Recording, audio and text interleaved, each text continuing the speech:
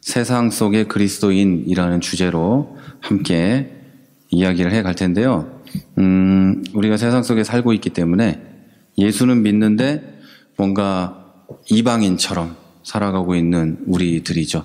근데 뭔가 이방인 같은 느낌이 안 든다면 문제가 있는 거죠. 왜냐하면 이 세상의 주인과 세상 사람들이 섬기는 것과 우리가 믿고 섬기는 것, 그리고 우리의 본질은 다르기 때문에 이질감을 느끼고 뭔가 난 좀 이상한 사람인가 하는, 나는 왜 어울리지 못하나 하는, 아니면 어울려야 되는데 라는 생각을 하는 게 맞습니다. 이 생각이 안 들면 굉장히 잘 어울려 지낸다거나 아니면 굉장히 무뎌서 누가 나를 욕하거나 이상한 눈으로 보는 거에 별 관심이 없는 사람인 거죠. 우리가 이민자이기 때문에 이미 이민을 와서 살 때 경험을 하셨을 거예요. 여기 있는 사람들, 한국 사람, 체코 사람, 다른 외국인들, 이곳에 일하면서 살면서 내가 겪었던 그 동질감을 느끼고 싶은데 이질적인 나에 대해서 기독교인은 항상 느끼고 경험하고 있습니다. 안 그러신가? 저는 목사라서 그런 게 별로 없어요. 주변에 다 예수 믿는 사람밖에 없어요. 제가 아는 사람은 다 예수를 믿어요. 안 믿는 사람이 일가 친척 가운데 몇 명 있었지만 돌아가셨어요. 그래서 없어요. 우리 외삼촌 하나가 예수를 안 믿었는데 그 가정이 예수를 안 믿다가 돌아가셨어요. 그래서 예수 안 믿는 사람이 제가 아는 사람 중에는 없어요. 근데 여러분 중에는 많이 있을 테니까. 그러면 동질감을 많이 못 느끼면서 살아가실 거예요. 저는 만나야 목사 아니면 집사예요. 근데 여러분은 아닐 거 아닙니까? 그러니까 이 얘기는 세상 속의 그리스도인이라는 주제는 사실은 세상에서 살고 있는, 섞여서 살아야만 하는 여러분들이 반드시 들어야 되는 얘기인데 너무 섞여 있는 사람들은 여기 없죠. 이미 너무 섞여서 지금 거기 있기도 하고, 너무 섞여 있는 걸 몰라서 못 오기도 하고, 또 너무 힘들고 바빠서 못 오기도 하고 이러는 거죠. 그런데 그래서 비디오도 찍고 음성도 파일도 만들고 해서 듣도록 하고 있는 겁니다. 여러분, 이제 이 5번의 강의를 들으시면서 여러분이 세상 속에서 어떻게 살아야 되는지, 버려야 될 건 뭔지, 그리고 또 어떻게 사람들을 대해야 하는지, 이것에 대해서도 좀 알아가시기를 바랍니다. 프랑스의 대학자 자크 엘릴이라는 사람이 있어요. 이 사람은 1912년 정도에 태어나서 한 80세 좀 넘게 살다가 죽었는데 대단히 유명한 학자죠. 이 사람이 세상 속의 그리스도인이라는 책에서 이렇게 말합니다. 그리스도인은 반드시 세상 속에 있어야 하지만 그렇다고 해서 세상에 예속되어서는 안 된다. 그들은 다른 주인에게 속하여 있으므로 생각과 삶과 마음이 세상의 지배를 받아도 안 되고 세상을 의지하여서도 안 된다 라고 말했습니다. 그리고 그리스도인이 예수 그리스도와 교제한다는 것은 무엇보다도 그가 세상의 영적 세력과 대적한다는 것을 의미한다, 이렇게 말했어요. 근데 우리는 영적 세력에 대적한다거나 뭐 이런 거에 대한 생각을 해본 적이 없죠. 왜냐하면 예수를 믿는 것이 어쩌면 예수님을 만남으로 또 기쁨을 얻고 예수와 교제함으로 평안을 누리는 것에 집중해 왔기 때문일 수도 있어요. 그런데 예수와 교제한다는 그 대전제는 또 다른 전제를 하나 가지고 있는데 그게 바로 세상의 영적 세력과 대적한다라는 의미를 가지고 있어요. 아주 쉬운 예를 들면 이렇죠. 우리 요즘에 우리나라는 좌우로 갈라져 있죠. 국민들은 안 갈라지고 싶은데 애들이 갈라놨죠. 그래서 이쪽에 가서 아는 척하면 극우나 극좌가 되는 이런 거죠. 그래서 대전제로 깔아놔 버렸어요. 우리나라의 사람들은. 이러면 극좌하고 저러면 극우다 이렇게 돼 있어서 그랑 똑같아요. 우리나라 사람으로 살려면 좌우로 나눠지는 이런 것, 또는 우리나라 사람으로 살려면 북한이 존재할 수밖에 없는 이런 것처럼 기독교인으로 살려면 또 다른 영적 세력과 대립해서 살 수밖에 없습니다. 싸워갈 수밖에 없는 거죠. 기독교인은 세상에 살지만 세상에 속한 사람이 아니고 예수 그리스도께 속해 있기 때문에 세상의 영적 세력과 대적해서 살게 된다는 뜻입니다. 좀 더 쉬운 표현으로 하면 기독교인은 세상 속에서 영원한 이방인으로 살게 되어 있다는 얘기입니다. 그걸 거부할 수가 없어요. 그러나 대부분의 기독교인들은 그리스도와의 교제, 곧 신앙생활을 하면서도 세상과 예수님 사이를 방황합니다. 이 방황은 세상 속에서 이방인인 자신의 이질감을 극복하기 위해서, 다시 말해서 세상과 동질감을 갖기 위해서 하는 겁니다. 예를 들면 요즘에는 그런 사람이 별로 없지만 옛날에 예수 믿던 사람들은 맥주 한 잔도 안 마셨습니다. 직장 생활을 하면서도 회식 자리에 가서도 어떤 욕을 먹어도 술을 안 마셨습니다. 그런데 요즘을 점점 오면서 그 이질감을 극복하고 싶죠. 나는 어떻게 해야 되나? 나는 이 자리에서 무엇인가? 나는 왜 콜라만 10잔을 먹고 있지? 나는 왜 사이다만 먹고 물만 먹는 사람인가? 안주나 먹고? 돈은 내가 낼 때도 있는데 나는 왜 이럴까? 하면서 한 잔만 먹어보기 시작하죠. 그러면서 동질감을 갖게 됩니다. 너와 나와 같은. 그래서 나는 예수 믿지만 너와 친구도 될 수 있어가 되는 거죠. 그리고 상대방은 예수 믿는다고 술도 안 먹더니 이제 먹네? 하면서 겉으로는 친구가 되지만 속으로는 네가 그럴 줄 알았지. 당연히 네가 그렇지. 이렇게 하고 마는 거죠. 그리고 이 방황을 극복하기 위해서 기독교인들과 기독교는 스스로 성경적인 방법을 제거해버리고 세상의 영적 세력들의 방법을 조용히 교회 안에 가지고 들어왔습니다. 이런 것들이 아주 악한 모양으로 우리에게 들어와 버려가지고 다들 경계할 수 있을 것 같다고 나 자신 그리고 우리 교회들이 생각을 합니다. 우리는 그런 것들을 받아들이지 않을 수 있어 라고 생각하지만 이런 악한 것들은 세상에서 상식이나 새로운 흐름 또는 요즘 쉽게 말하는 사실, 팩트 등으로 받아들여지는 게 보통입니다. 거부할 수 없게 또는 거부하지 않도록 들어온다는 말이죠. 이렇게 기독교인에게 반기독교적인 방법들은 이런 식으로 들어와요. 설명하자면 다들 그렇다고 하는데 다들 그렇다는데 왜 너는 안 그러니? 이렇게 묻죠. 친구들이 야 우린 다 그러는데 너는 뭐 그렇게 야 난 교회 다니니까 야 나도 다녀 나는 모태신앙이야 야 우리 아버지가 목사야 이렇게 얘기하죠. 그래가지고 우리 엄마는 집사인데 나는 그럼 목사 딸이 아니니까 그래도 되겠네. 받아들일 수밖에 없는 방식을 제시합니다. 그리고 독일에서 이제 이 독일이나 이런 유럽에서도 대선이나 어떤 투표나 이런 거 하잖아요. 그거 투표를 할 때 요즘에 표를 얻는 가장 좋은 이슈가 동성애 찬성입니다. 동성애를 찬성하고 동성 결혼을 찬성하면 표를 얻을 수 있습니다. 우리나라 문재인 지지율이 42%를 넘다가 뚝 떨어진 게 동성애 반대 발언을 했기 때문입니다. 그런 이유들이 있어요. 자, 거부할 수 없게 만들어요. 그리고 이 시대의 상식을 얘기하다가 야 사실이 그렇지 않냐? 이렇게 얘기해요. 사실이 그래. 너네 교회 다니는 애들도 다 이래. 왜 너네만 그래. 사실이 다 이런 건데 라고 얘기하면 사실이 그렇다는데 할 말이 없어집니다. 그래서 이런 식의 말과 생각으로 교회 안에 들어옵니다. 그래서 교회와 기독교 공동체 안에서 이것들을 부정하면 무식한 근본주의자라는 프레임을 씌워버립니다. 야, 저 목사는 무식해. 이렇게 나오게 되는 거죠. 야, 저 집사 교회 다니던 쟤 이상해졌어. 쟤 근본주의자야. 저건 우리랑 어울릴 수 없어. 이렇게 씌워버리죠.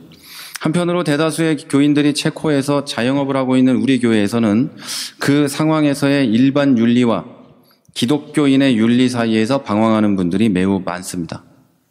또 그렇거나 방황을 끝내고 이미 조금 전에 말씀드린 상태, 말하자면 다들 그렇다고 하니까 이 시대의 상식이니까 사실이니까 받아들이고 사는 분들도 많이 있을 겁니다.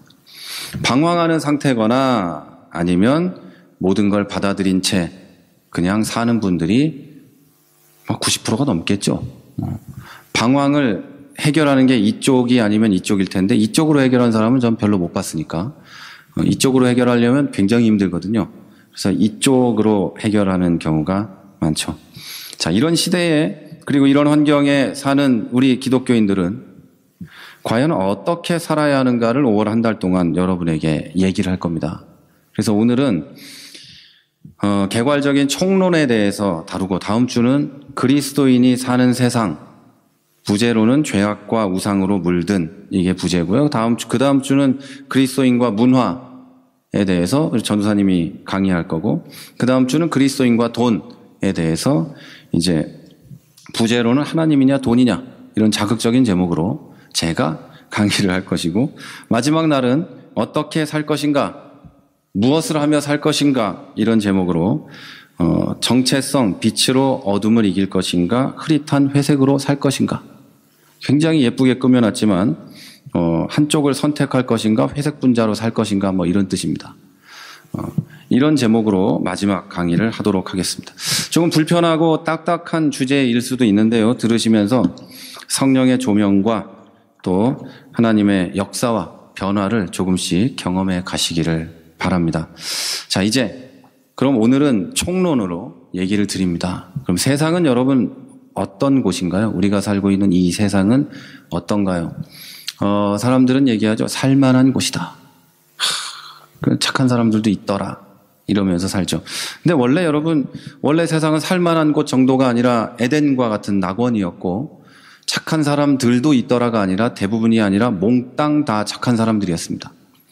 모두 선한 사람이었고, 모두 하나님과 대화하고 하나님과 동행하는 사람이었지만, 타락함으로 모두 악한 인간이 되었고, 그 중에 약간 착한 사람이 보이면 칭송을 받게 되는 겁니다.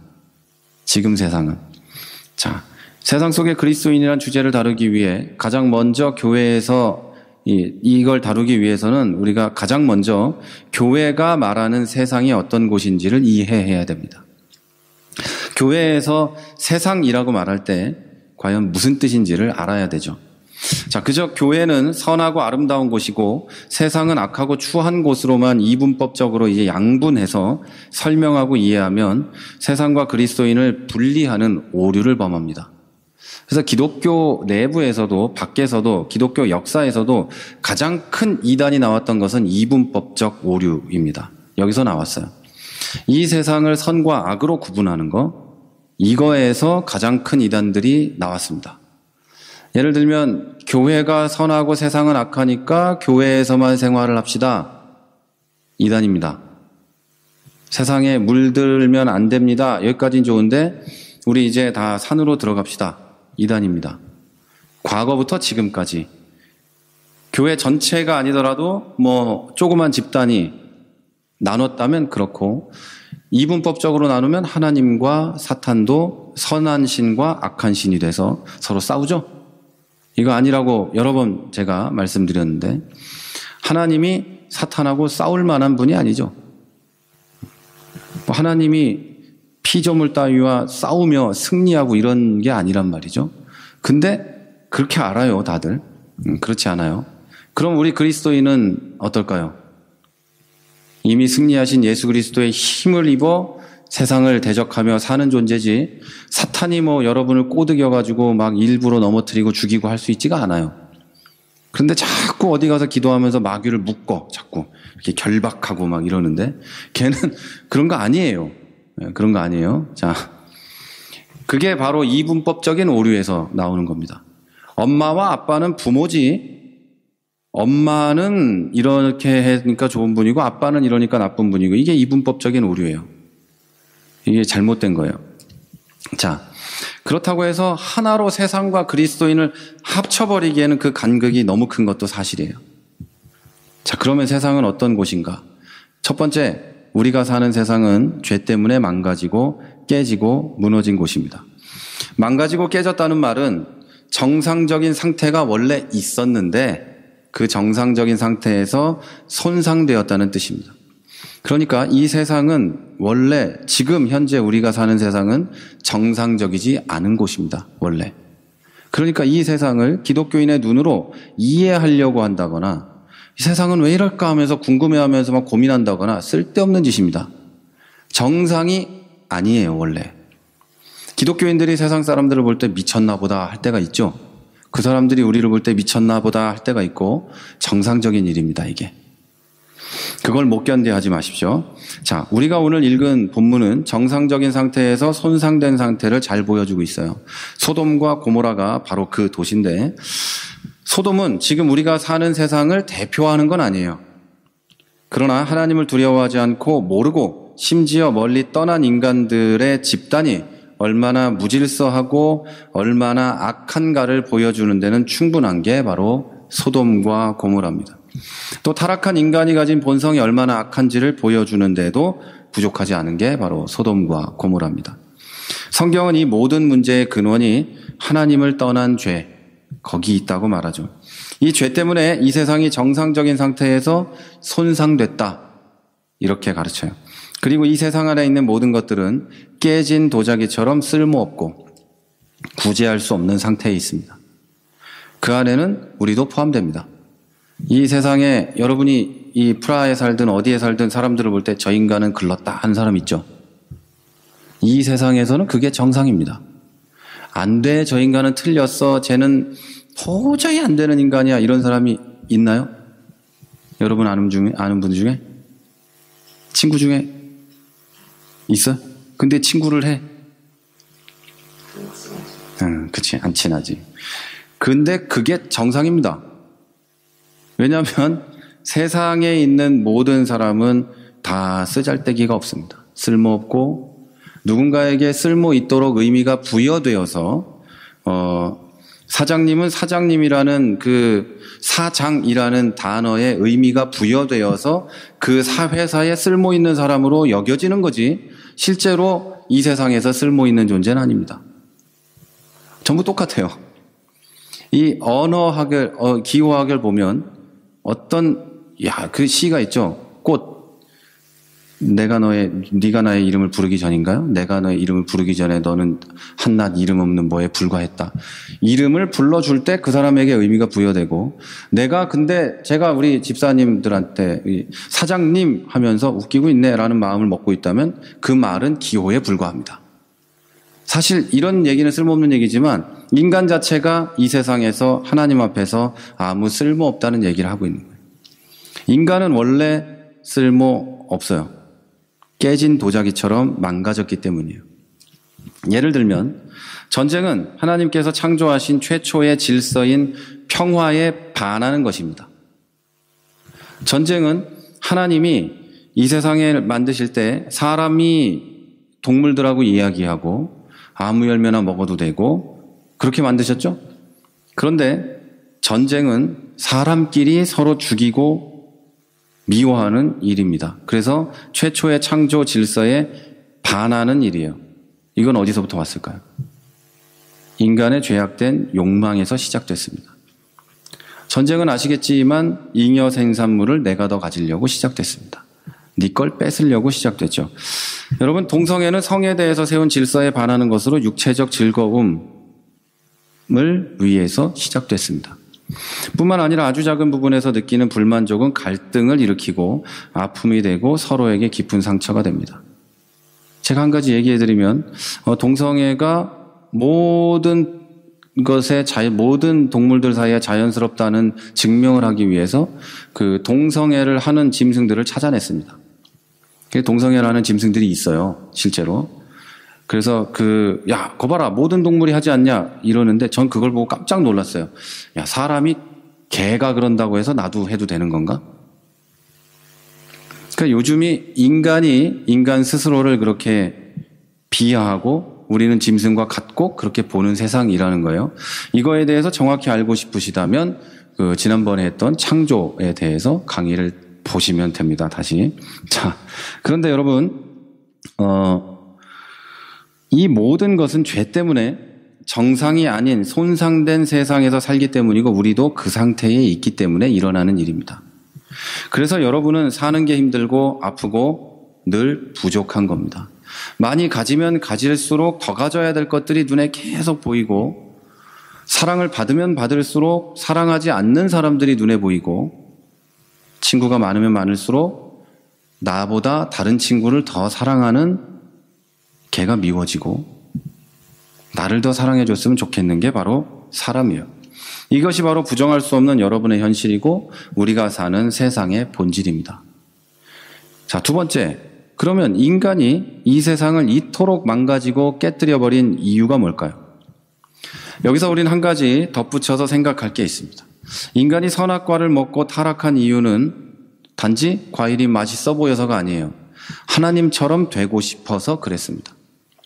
하나님처럼 될 수 있다는 말에 그동안 눈에도 띄지 않던 선악과가 그날따라 맛있어 보였고 그날따라 예뻐 보였습니다. 그래서 선악과를 먹었습니다. 제가 그냥 추론하기로 이 뱀이, 마귀가 하와를 꼬실 때 여러 가지로 꼬셔왔을 거라고 생각합니다. 그 전에 너 이거 먹으면 하나님처럼 돼 라고 하기 전에 여러모로 너 이거 먹으면 더 예뻐질 건데 너 이거 먹으면 부자 될 건데 너 이거면 뭐 할 건데 다 꼬셔봐도 안 됐는데 하나님처럼 될 거야 라고 마지막으로 한번 던져봤는데 얻어 걸린 걸 수 있다. 이런 생각을 해봤어요. 성경에 안 나오니까 목사님이 그렇다더라 하면 안 되고 그런 거를 생각해 봤을 때 저는 충분히 그럴 거라는 생각이 들었어요. 늘 보이는 동산 중앙에 있던 선악과가 그날따라 맛있어 보이고 그날따라 보기에도 좋아 보였다. 여러분, 아담과 하와는 하나님 안에서 하나님과 동행하면서 정상적인 상태의 세상과 에덴의 모든 것을 누리는 것보다 하나님과 동등하게 되어 자기 자신을 의지하고 싶었습니다.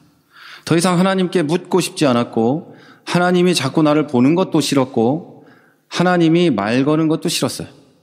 그래서 독립하고 싶어 했습니다.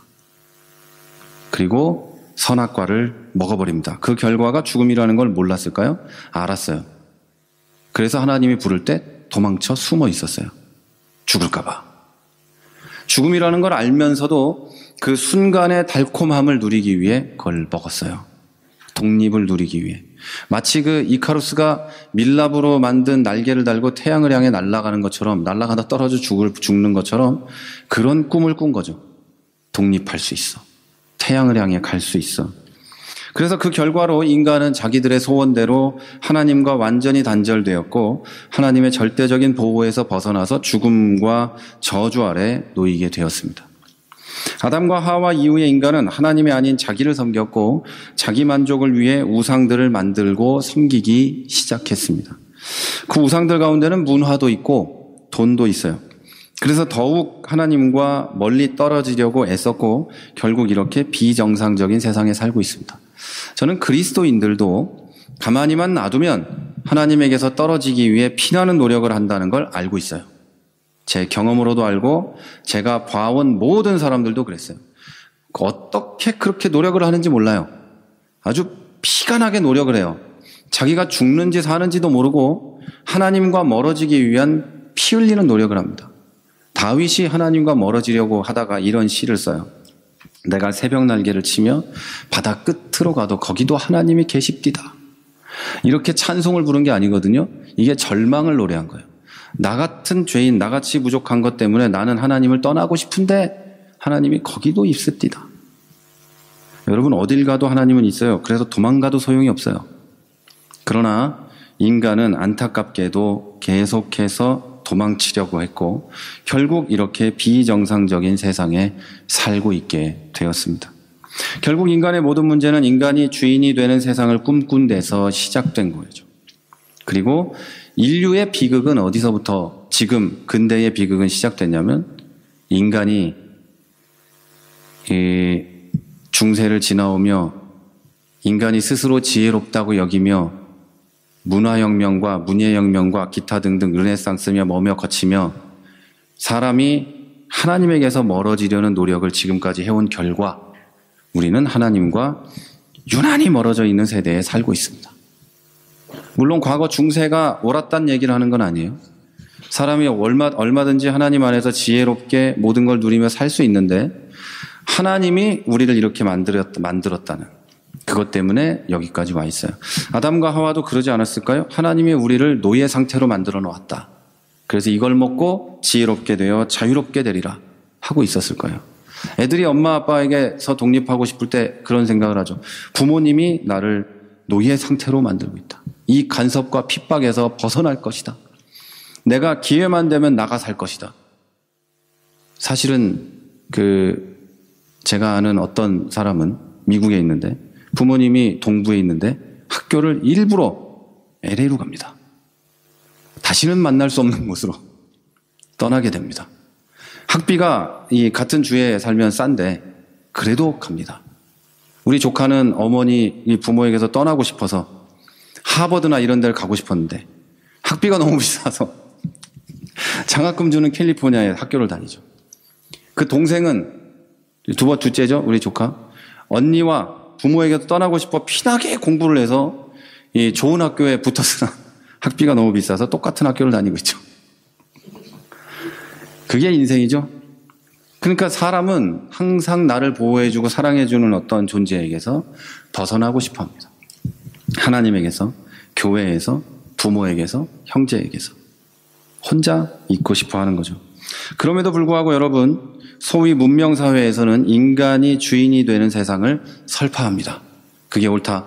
너 자신이 너의 주인이다 라고 얘기합니다. 그래서 이런 말들을 항상 하죠. 인간이 역사의 주체이며 나 자신이 나의 주인이고 내가 개척하는 대로 살 수 있어 라고 이야기를 하죠. 그렇던가요? 내가 원하고 내가 바라고 내가 개척해 온 방향대로 살고 계십니까? 내가 꿈꾸던 그것을 노력하지 않아서 나는 그 꿈과 멀어져 있습니까? 제가 아이돌 가수나 되기 위해서 하는 오디션 프로그램을 잘 봐요. 그걸 보면 참 기독교인들이 얼마나 허망하게 사는지를 깨닫거든요. 고작 가수 하나 하려고 생명을 걸고 아무것도 아닌 동네 아저씨들 앞에서 무릎을 꿇고 걔네가 너 잘했어 그럼 울고 이러고 있거든요. 그죠? 근데 하나님이 우리에게 잘했다 칭찬할 만한 일들을 두고도 우리는 그걸 안 해요. 멀어지고 싶어서. 얼마나 허망한지 모르겠어요. 고작 가수 나부랭이 하려고. 그렇지 않아요? 가수란 직업을 무시하는 게 아니라 하나님 앞에서 올바르고 하나님이 칭찬할 만한 일들을 얼마든지 할 수 있는데 그것에는 아무런 욕망이 없는데 가수하고 싶은, 저는 그걸 보면서 저를 굉장히 채찍질하죠. 야, 고작 저거 하려고 애들이 저렇게, 저 어린애들이 저렇게 동네 아저씨한테 저렇게 막 울고 뭐 봐달라고 하고 90도로 인사하고 제일 기가 막힌 건 못했다고 막 욕을 하는데 90도로 인사하면서 감사합니다 이러더라고요. 욕이 걔네가 얼마나 노력을 했는데. 근데 하나님은 안 그러시거든요. 그런데 우리는 항상 그걸 하고 싶어 하죠. 세상에서도 내가 돈 잘 번다고 나를 칭찬하는 사람이 누가 있죠? 내가 공부 잘한다고 나를 칭찬하는 건 누구죠? 이런 얘기하면은 나를 위해서 하는 거죠. 이게 세상의 가르침이고 사실 그 칭찬하는 건 엄마 아빠죠. 나를 위해 공부하는 건가? 공부할 학생이 있으니까 더 이상 얘기는 하지 않겠지만 자아 실현을 위해서 공부하는 건 아니란 말이에요.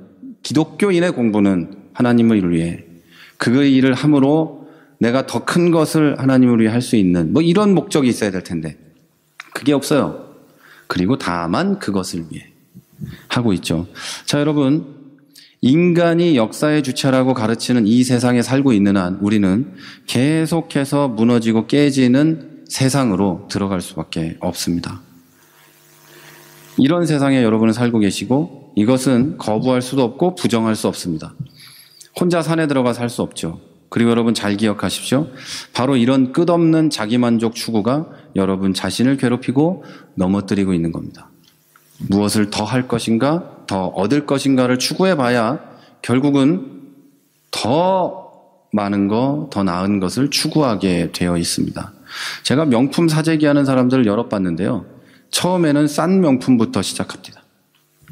나중에 제일 비싼 게 뭐예요? 샤넬 이런 게 제일 비싼가요? 또 다른 게 있어요? 알 수 없죠. 또 다른 뭔가를 위해 열심히 노력을 합니다. 그걸 가져야지, 그걸 가져야지. 그래서 그걸 갖습니다. 그럼 또 뭐가 있을까? 그럼 수제 장인에게 찾아갈라나? 이태리 장인이 만든 추리닝을 사 입나? 네? 그러겠죠. 자, 여러분, 그런 게 우리를 넘어뜨려요. 이태리 장인이 만든 성경책 있으면 하나 사고 싶네. 자, 여러분, 하나님은 그러면 이 세상에 대해서 이제 알았어요, 우리는. 그러면 이 온 세상을 만드신 하나님은 어떤 분일까요? 좀 더 정확히 말씀드리면 하나님은 타락한 세상에 대해서 어떻게 할 수밖에 없었는지, 앞으로 어떻게 할 수밖에 없는지를 우리는 알아야 합니다. 자, 첫째로 하나님은 죄로 타락한 곳은 심판할 수밖에 없었습니다. 소돔이 바로 그곳이죠. 그곳을 심판할 수밖에 없었어요. 자, 13절에 보면 오늘 앞쪽으로 쭉 가면 이렇게 써 있어요. 그들에 대한 부르짖음이 여호와 앞에 크므로 여호와께서 이곳을 멸하시려고 우리를 보내셨나니 우리가 멸하리라. 자, 이렇게 롯을 찾아간 두 천사가 말합니다. 이 말은 소돔의 참담한 죄악과 그 소돔에 대한 하나님의 심판이 얼마나 정당한 것인가를 보여줍니다. 소돔은 악한 곳이야 라고 얘기하는 거예요. 그래서 하나님은 심판할 거야 라고 얘기하죠. 천사들은 심지어 자기들을 강간하려고 하는 소돔의 사람들을 만나기도 합니다. 24절에서 25절에는 여호와께서 하늘 곧 여호와께로부터 유황과 불을 소돔과 고모라에 비같이 내리사 그 성들과 온들과 성에 거주하는 모든 백성과 땅에 난 것을 다 엎어 멸하셨다. 이렇게 얘기합니다. 자, 하나님은 소돔과 고모라를 용서할 수 있었을까요? 없었을까요? 궁금하지 않으세요? 그냥 잊어버릴게 라고 할 수 있지 않았을까요? 그냥 덮어두고 모른 척 할 수도 있지 않았을까요? 제가 하나님은 어떤 분인가를 말하면서 하나님이 어떻게 할 수밖에 없었는지, 할 수밖에 없었다라는 말을 했죠. 하나님은 의로우시기 때문에 결코 더러운 것을 지속해서 보고만 있지 못합니다. 결코 하나님은 죄악이 꽉 차 있는 곳을 보고만 있지 못하십니다. 그걸 못 견뎌가지고 막 몸을 긁고 이런 게 아니라 오래 참으면서 회개의 기회를 주시지만 끝내 돌이키지 않는다면 하나님이 한 말이 있고 하나님이 선포한 내용이 있고 하나님의 성질이 있기 때문에 심판할 수밖에 없어요. 하나님의 인격이 절대 더러운 것을, 악한 것을 보고만 있을 수 없기 때문에. 그래서 성경은 우리에 대해서도 오래 참으신다 이렇게 얘기하시는 거죠. 이렇게 죄악이 가득한 소돔에 대한 하나님의 무서운 심판은 유황과 불로 내려지고 소돔과 고모라는 지금도 타락한 도시와 그에 따른 심판의 전형적인 예가 되어 있습니다. 영어로 소돔이라고 하면 그 남자 여자가 난교를 하는 걸 얘기하죠. 그 난잡한 성생활 이런 걸 얘기해요. 그런 것만을 두고 하는 게 아니라 그런 사람들, 그런 것들, 그런 도시 이런 걸 얘기할 때 소돔이라고 얘기해요. 그 소돔이 그런 곳이었다는 거죠. 그 전형적인 예가 바로 소돔이에요. 그래서 하나님은 그곳을 멸망시킬 수밖에 없었어요. 자, 그런데 여기서 우리가 소돔과 고모라를 멸망시키는 악한 곳을 멸망시켜만 버리는 무서운 하나님을 보면서 비정하다, 무섭다, 어떻게 그럴 수가 있냐라고만 하면 하나님을 아직 한참 모르는 겁니다. 본문이 주는 메시지는요, 소돔의 멸망보다 의인 롯이 구원을 받았다는 것입니다. 이게 더 중요한 거예요. 성경을 보면서 아브라함보다 더 좋은 땅을 택해서 떠나고, 말하자면 삼촌인데 삼촌이 조카한테 얘기합니다. 야, 네가 오른쪽으로 간다 그러면 내가 왼쪽으로 가고, 네가 왼쪽으로 가면 내가 오른쪽으로 갈게. 골라. 라고 하니까 이 롯이 눈에 보이기 좋은 데를 선택해서 갑니다. 삼촌한테 양보를 할지 몰라. 그전에도 이 집 종하고 이 집 종하고 싸울 때도 얘네 종이 양보를 할지 몰라. 계속해서 그런 짓을 해요. 걔 아닌가? 이게 딴 얘기인가? 뭐 그랬을 거예요. 그러다가 싸웠을 때 이상한 얘기를 하고 있나? 가만히 있어. 뭐 아니면 말고. 그건 이삭의 우물 같기도 하고, 뭐 하여튼 딴 얘기면 말고. 자, 이렇게 그걸 선택합니다. 그리고 아브라함 삼촌이 더 나쁜 곳을 선택할 수밖에 없게 합니다. 그리고 결국 소돔 땅에 정착해서 이 살게 되니까 우리 기독교인들이 롯에 대해서 볼 때 세속적인 죄인, 세속에 물든 인간 이렇게 판단하고 있을 때가 많이 있어요. 그런데 또 이런 말도 하죠. 부끄러운 구원이다. 아브라함 덕에 묻어갔다. 뭐 이런 얘기도 하는데 베드로후서 2장에 보면 무법한 자들의 음란한 행실로 말미암아 고통당하는 의로운 롯을 건지셨다. 이렇게 얘기해요. 소돔에 있는 무법하고 음란한 것들 때문에 고통당하는 의인 롯을 하나님이 건졌다. 이렇게 얘기해요. 롯이 그 안에 있는 의인이었다는 거예요. 여러분 이렇게 생각할 수 있어요? 그러면 롯은 분명히 죄 속에서 살았는데 왜 롯이 의인입니까? 라고 얘기할 수 있어요. 그 사람이 한 짓이 있는데 왜 의인이에요? 라고 할 수 있어요? 그러면 그 질문을 하는 사람은 이런 질문을 들어야 됩니다. 여전히 죄 속에 살고 있는 당신은 왜 의인이라 구원받을 수 있나요? 라는 질문을 받아야 돼요.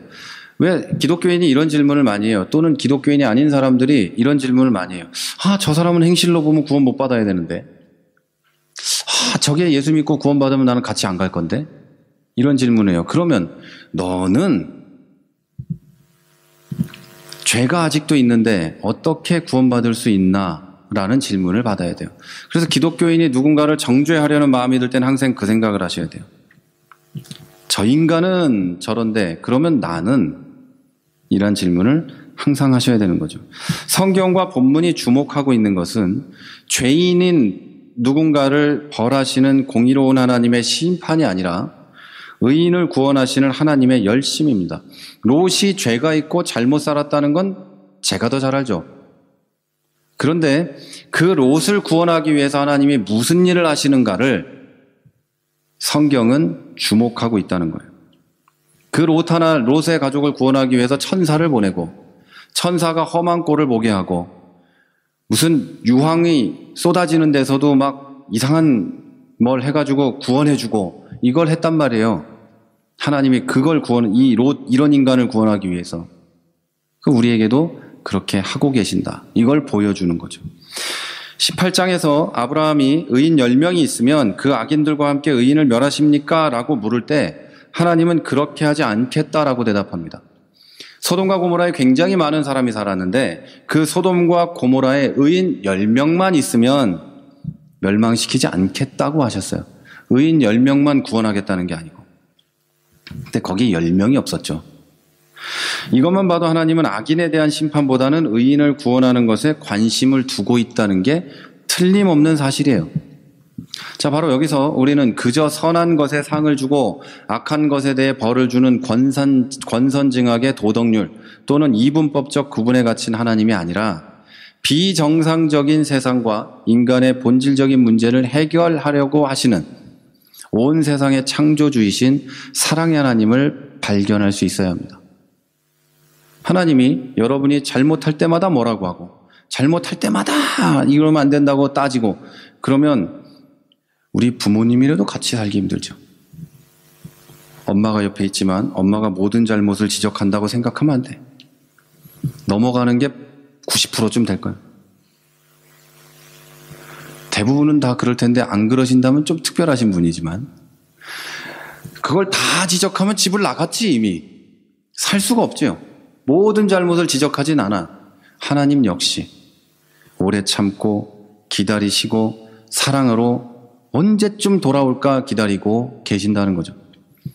창세기 18장에서 아브라함이 하나님을 설득할 때 이렇게 말해요. 25절인데 주께서 이같이 하사 의인을 악인과 함께 죽이심은 부당하오며 의인과 악인을 같이 하심도 부당합니다. 세상을 심판하시는 이가 정의를 행해야 하지 않습니까? 라고 말합니다. 하나님이 세상을 심판하시는 분이고 세상을 만드신 분이라면서 정의롭지 않게 의인과 악인을 같이 다 싸잡아서 죽이면 그게 하나님입니까? 라고 따진 거예요. 그러니까 하나님이 그러면 안 그러지, 난 안 그러지. 나는 그렇지 않지. 나는 의로운 분이지. 의인을 찾아내기만 해 내가 절대 멸망시키지 않을 거야. 이러신 거예요. 자, 하나님은 세상과 사람과 우상들과는 달라야 한다는 논리로 하나님을 설득한 거예요. 그리고 실제로 하나님은 세상과 사람과 우상들과는 다른 분이죠. 죄가 있으면 죽여버리고 마는 게 아니라 죄를 회개할 때까지 기다리고 그거 회개 안 하니까 결국 예수까지 보내신 분, 그분이 하나님이시죠. 자, 이게 바로 하나님의 의예요. 하나님의 의는 내가 의롭기 때문에 네가 의에 미치지 못하니까 넌 죽어야겠다라고 선포하는 게 아니라 소돔 안에 의인 10명만 있으면 나머지 악한 너네들도 용서해 줄게. 이게 하나님의 의라는 거죠. 근데 아브라함이 만약에 의인 2명이나 1명 요건 안 될까요? 했어도 하나님은 구원하셨을 거예요. 근데 거기까지 아브라함은 못했던 것뿐이죠. 자, 하나님의 의롭다고 하는 건 단순히 죄를 미워하고 벌하기 때문이 아니라 죄악의 문제를 다루고 악을 이기고 죄의 문제를 극복할 수 있다는 말입니다. 하나님은 의로우시기 때문에 노아 시대에 심판을 하셨습니다. 그죠? 물로 심판을 하셔서 온 세상에 홍수를 일으켜서 노아 가족 말고는 다 죽습니다. 그런데 노아가 방주를 만드는 그 100년 동안 노아는 온 세상에 회개를 얘기하고 다닙니다. 회개해라, 회개해라. 이러고 살면 안 된다. 이러고 살면 안 된다. 근데 회개 안 한 건 누구죠? 노아 시대의 사람들이죠. 그들은 그때에도 시집가고 장가가며 즐겁게 놀고 먹었습니다. 그리고 멸망을 당했죠. 뿐만 아니라 온 세상을 덮은 홍수에서 노아를 기억합니다. 그 안에 먹을 게 떨어지기 전에 하나님은 물을 다 마르게 하시고 노아와 가정을 구원하셨습니다. 이와 같이 의인 몇 명만 있어도 수많은 소돔과 고모라의 악인들을 함께 용서해 주실 수 있는 분이 바로 하나님이셨어요. 아브라함 때문에 롯을 멸망 가운데서 건지신 분이 바로 하나님이세요. 여기서 바로 이 뒤에도 얘기를 하겠지만 기독교인인 사람이 가정에 하나만 있어도 그 가정을 구원하기 위해 하나님이 보낸 사람이라는 걸 아셔야 되는 거예요. 그 가정에서 이제 우리 가족들을 구원하기 위해서 노력을 하고 전도하려고 애를 쓰지만 결국 어느 순간에는 그래, 너는 틀렸구나. 너는 교회 안 가도 되겠지. 네 인생 네 거니까 알아서 하고 나는 이렇게 되면 기독교인으로서 내 가정에 보내신 하나님의 뜻을 거부하는 게 되는 거죠. 아브라함이 롯에 대해서 저 버르장머리 없는 놈, 하나님이 거길 멸망시킨다니까 그래, 네 잘됐다 자식아. 너 돈 많이 벌겠다고 거기 가가지고 그래 높은 자리까지 한 자리 해먹었으니까 죽어도 싸다. 그랬다면 못 살았겠죠. 당연히. 그러나 아브라함은 그렇게 하지 않았다는 거예요. 오랫동안 얼굴도 못 본 조카를 위해서 그렇게 기도를 하고 결국엔 민망하지만 롯이라도 구해주면 안 됩니까? 라고 한 거예요. 그러니까 우리의 이 기도는 뭐여야 되겠어요? 안 되지만 하여튼 걔라도 구원해주면 안 될까요? 하나님 기도해야 되는 게 바로 우리의 의무라는 거죠.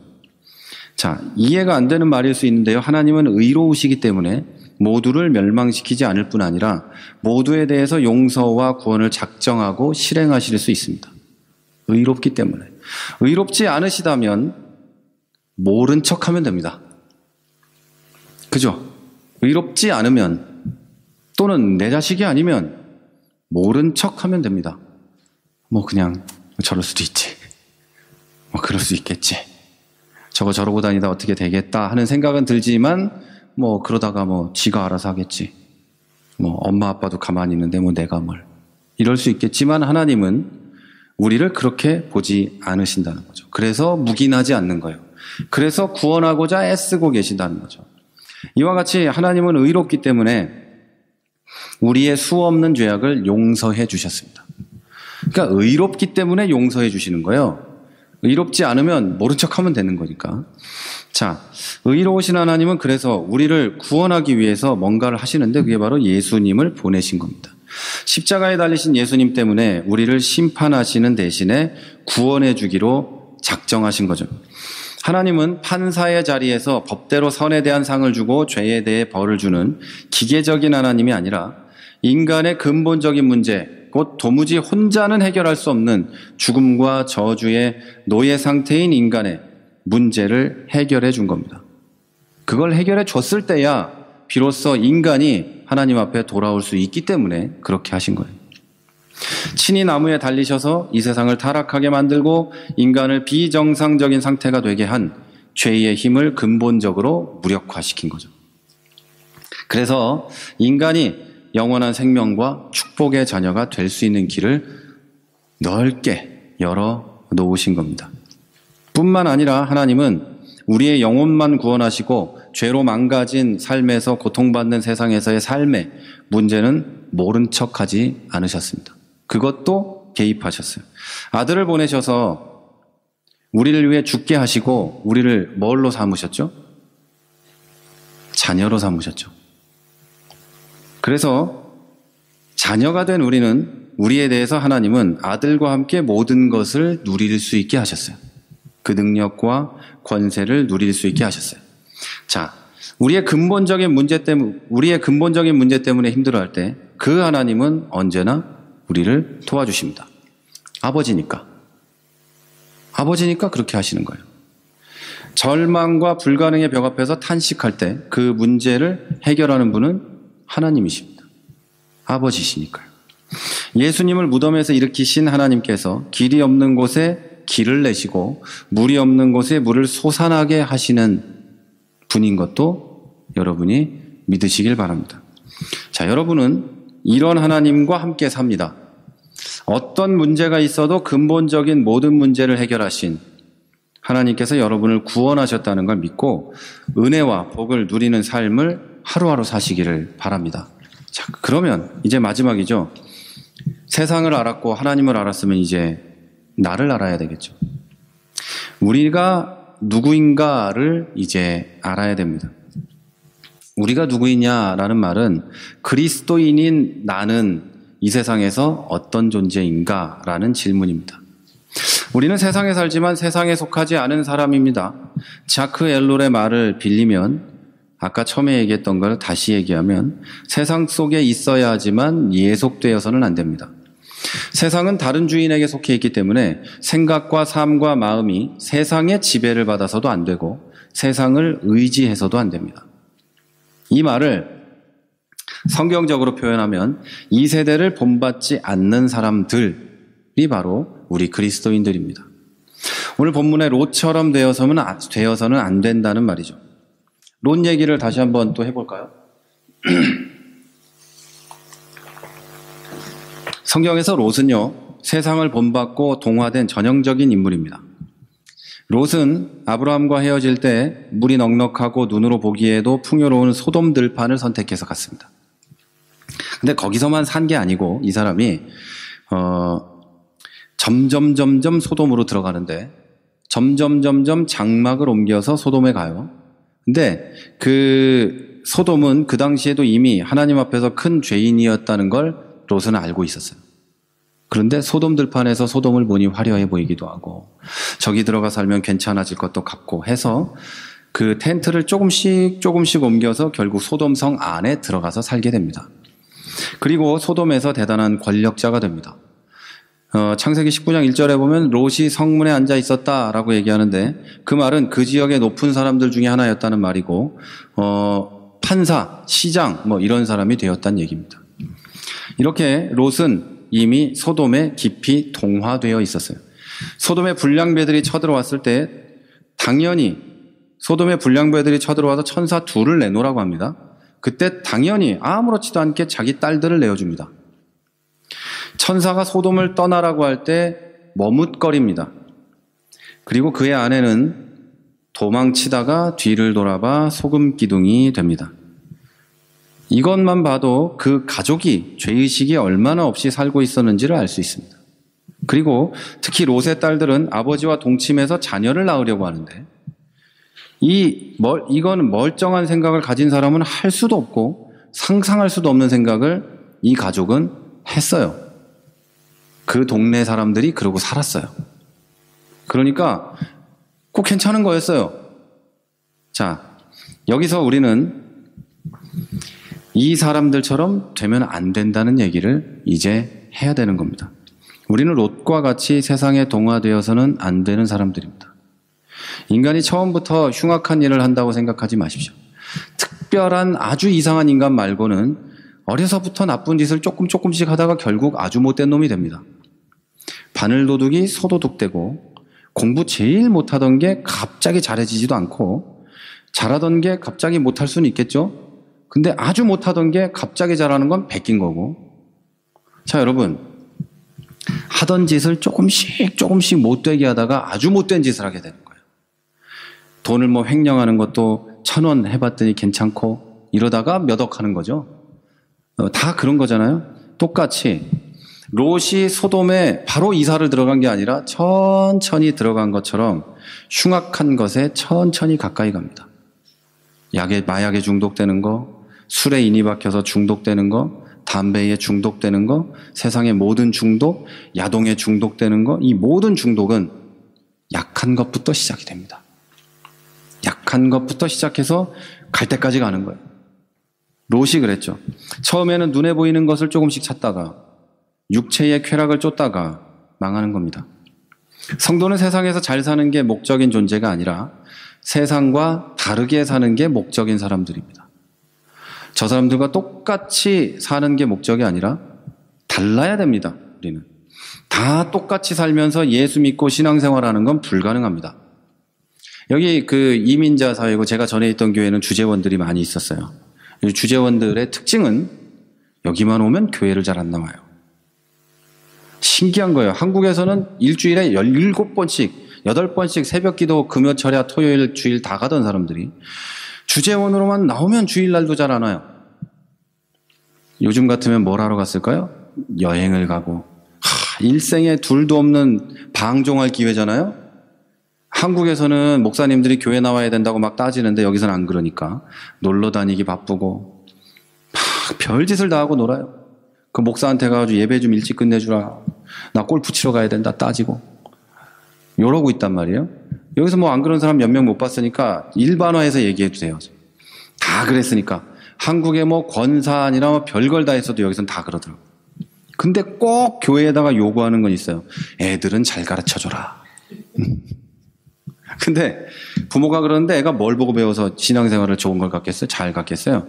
엄마 아빠가 일주일 동안 그러는데 주일날만 교회에서 잘 가르치면 잘할까요? 절대 그렇지 않아요.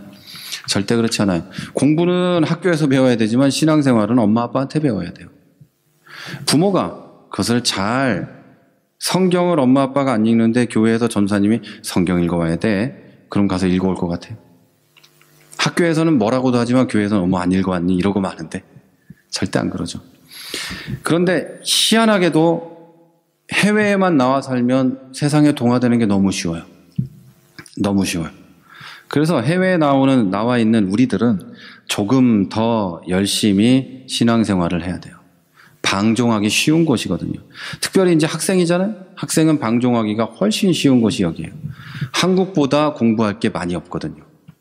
한국보다 쉬운 곳이거든요. 한국보다 여유로운 곳이거든요. 자, 여러분 남들과 똑같은 걸 누리고 다른 사람들과 똑같은 걸 하면서 똑같은 즐거움을 가지고 살면서 신앙생활하는 건 불가능합니다. 성경은 이것에 대해서 너희가 세상과 하나님을 동시에 섬길 수 없다. 돈과 하나님을 동시에 섬길 수 없다. 이렇게 분명하게 못 박아놓고 있어요. 여러분 다르게 산다는 말은 세상의 사람들과 다르게 그들과는 목적과 관심과 행위가 전혀 다르게 산다는 말입니다. 그들과 뭐 다르게 교회를 열심히 나가고 이런 뜻이 아니에요. 절대. 그들의 목적과 그들의 관심과 그들의 행위와는 다른 삶을 산다는 겁니다. 그들의 관심사는 이미 초월한 사람으로 산다는 거예요. 세상의 사람들은 돈과 권력과 명예와 쾌락에 관심을 두고 그것을 얻기 위해 살지만 기독교인은 그게 아니라는 거죠. 이에 대해서 예수님은 먹고 마시는 것들을 위해서 기도 좀 하지 마라. 그런 것들은 이방인들이나 구하는 거다. 하나님이 그런 건 다 덤으로 주는 거다. 이렇게 얘기했어요. 너희는 먼저 그 나라와 그의 의를 구하라. 그리하면 이 모든 것을 너희에게 더하여 주시리라. 이 말이 이 뜻이에요. 제발 부디 먹고 마시는 것 때문에 기도 좀 하지 마라. 하나님이 네가 하나님의 나라와 의를 위해 살기만 하면 이 모든 것은 그냥 공짜로 덤으로 주는 거야. 원래 주게 돼 있는 거야. 이렇게 얘기하신 거예요. 그런데 우리 기독교인의 기도는 대부분 이거죠. 먹고 마시고 입는 것을 위해 기도하죠.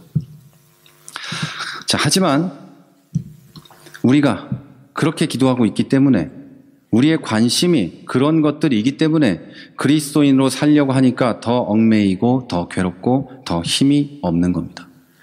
내 본질은 기독교인인데 본질적인 모습대로 살지를 않고 세상 사람들의 목적과 초점대로 살아가다 보니까 내 인생에 힘이 없고 괴리감을 느끼고 이방인이 되어 있는 겁니다.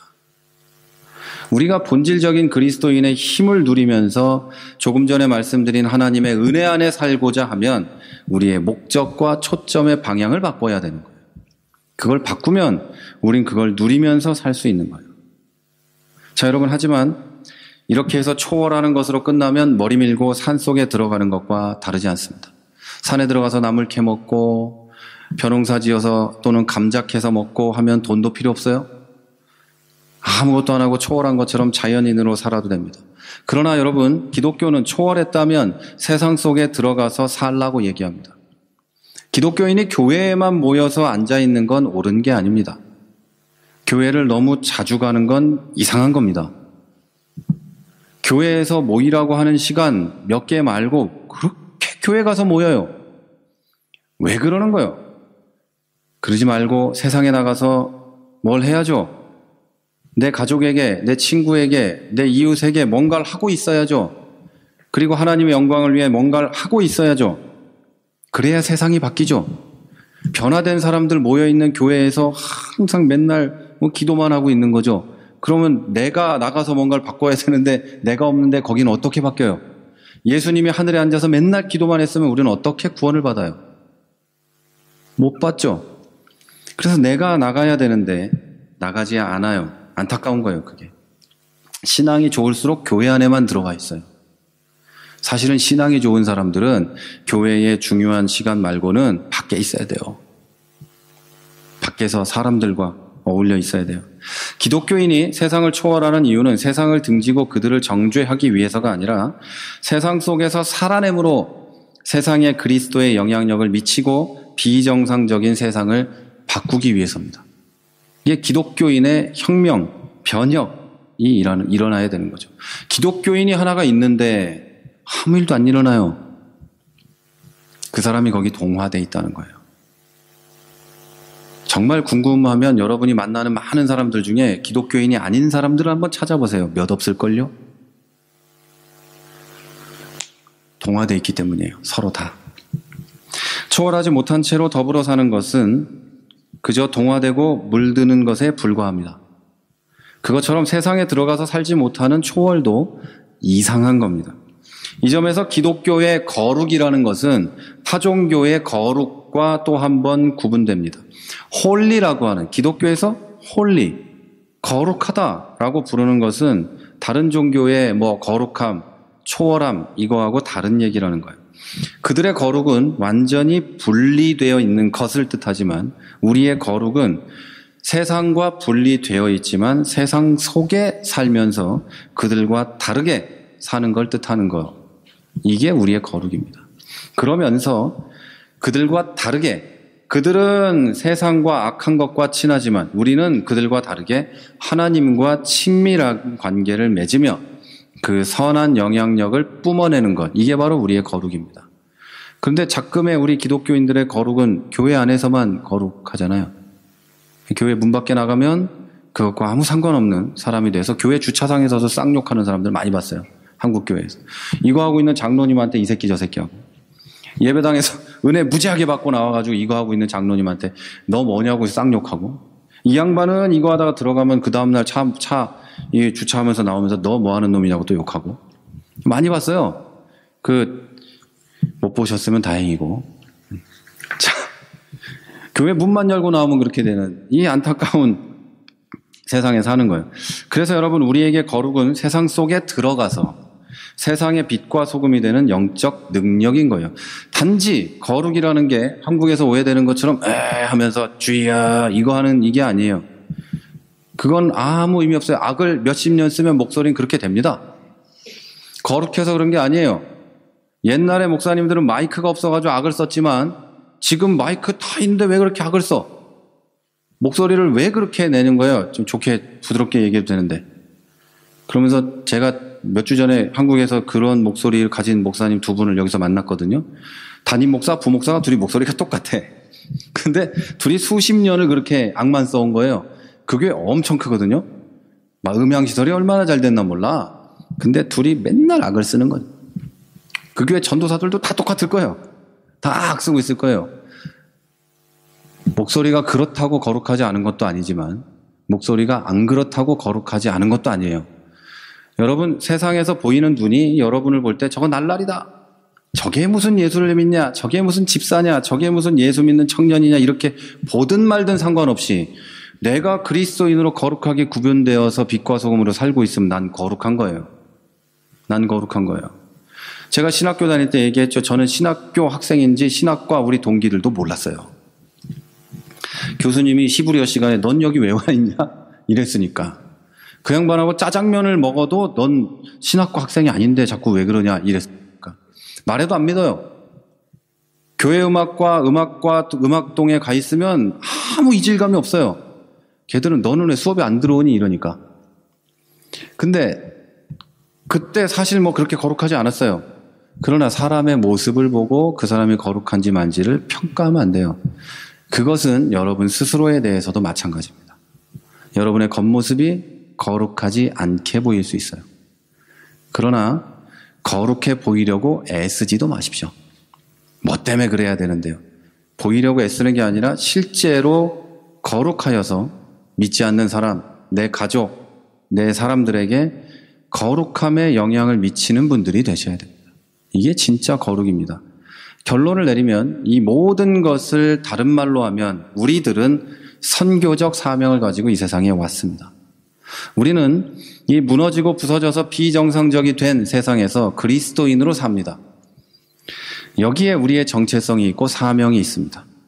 자, 구분되지만 그 안에 사는 우리는 거룩하고 복되신 주님께서 인간의 몸을 입고 세상에 오신 것처럼 세상에서 하나님께서 세상에 보내신 복의 통로입니다. 우리는 사람들이 볼 때 구분된 사람이지만 복의 통로고 구원의 통로입니다.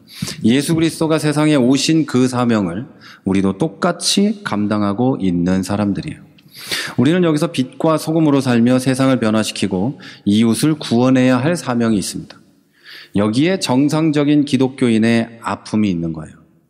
비정상적인 기독교인은 이 아픔이 없어요. 그들의 아픔은 왜 나는 저들과 하나 되지 못할까가 그들의 아픔이죠.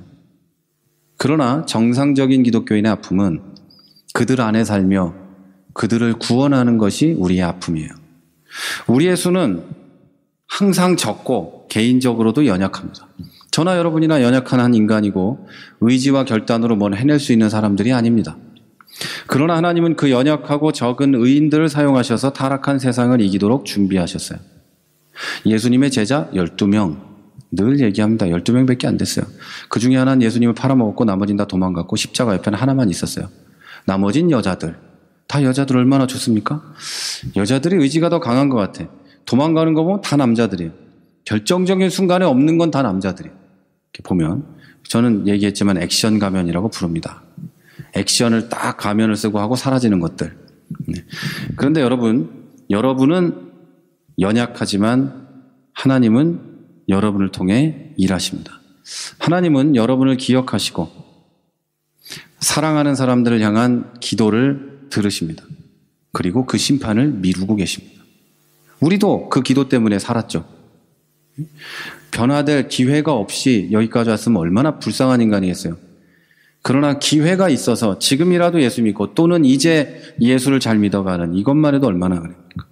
그러니까 여러분 주변에 그거 아닌 사람들을 정죄하지 마시고 그들을 위해 기도하고 변화와 변혁의 시기를 그도 겪을 수 있도록 기다리고 하셔야 되죠.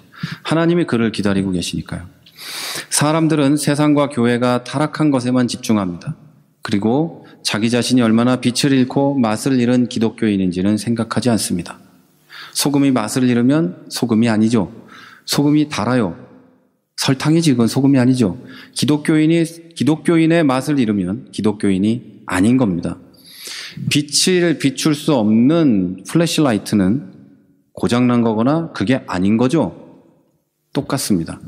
여러분, 자기가 얼마나 세상에 빠져 사는지도 돌아보지 않는 사람들이 많습니다. 입으로는 거룩과 하나님과 성경을 말하지만 그것과 아무 상관없이 돈과 쾌락만 쫓아 살면서 남탓만 하는 사람들이 얼마나 많습니까? 이 세상이 이 모양인 것은 우리가 얼마나 하나님 앞에 바르지 못했는지, 그것 때문에 이 세상이 이 모양이라는 거죠.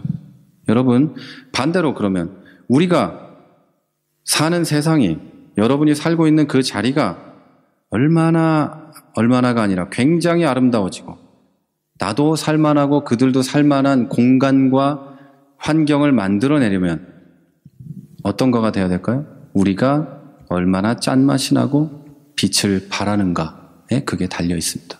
세상이 이 모양이 된 것은 우리 때문이에요. 그러나 세상을 바꿀 수 있는 것도 우리밖에 없습니다. 기독교인밖에 없어요. 여러분 주변에 이상한 인간이 있는 것도 우리 때문이고 그를 바꿀 수 있는 것도 나밖에 없습니다. 내가 예수를 먼저 믿었으니까 그건 나밖에 없어요. 목회적 사명, 선교적 사명이 바로 그런 거예요. 아무리 봐도 이상한 인간이라 쟤랑은 천국 갈 수 없는데 그래도 가서 멀리 떨어져 있으면 될 수도 있으니까, 가서 안 보면 될 수도 있으니까, 그래도 걔를 위해 기도하고 걔를 데리고 가려는 그 애씀, 이게 선교적 사명인 거예요. 우리를 죽이고 미워하고 했던 그 많은 사람들에게 선교사들이 가고, 남편 선교사가 가서 죽었는데도 그 민족을 위해 또 가고 하는 이유가 뭐겠어요? 그 걔를 정말로 너무너무 사랑하고 기쁜 막 얼굴만 보면 막 울 것 같이 막 소름이 돋을 정도로 사랑해서 갔을까? 아니거든요. 그렇게 꼴배기 싫어도 걔도 구원받아야 되니까. 그래서 간 거예요. 거기도 짠맛이 필요하고 빛이 필요하니까. 자, 여러분 개개인은 여러분 삶의 자리에 보내신 경종입니다. 쉬운 말로 사이렌이죠. 여러분이 거기 있으므로 그들은 경각심을 갖게 됩니다. 여러분을 향해 말씀을 주시는 하나님의 경종을 그들이 듣게 됩니다. 그리고 여러분은 이미 설교를 통해, 성경을 통해, 기도를 통해 하나님의 주신 그 사이렌을 이미 들었고, 그래서 정신을 차렸고, 또는 못 차렸으면 이제 차리고 하나님을 경외하는 마음으로 사십시오. 그리고 세상을 구원하기 위해서 애쓰고 계신 하나님과 함께 일하십시오. 이 거룩한 말로 동역인데 동역하시는 겁니다.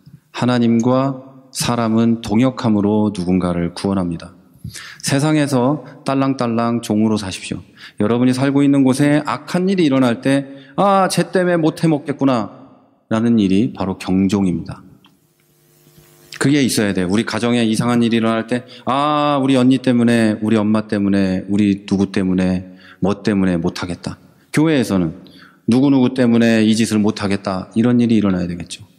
밖에서는 친구 누구 때문에 우리 이러지 말아야 되겠다. 라는 경종이 여러분이 되셔야 됩니다.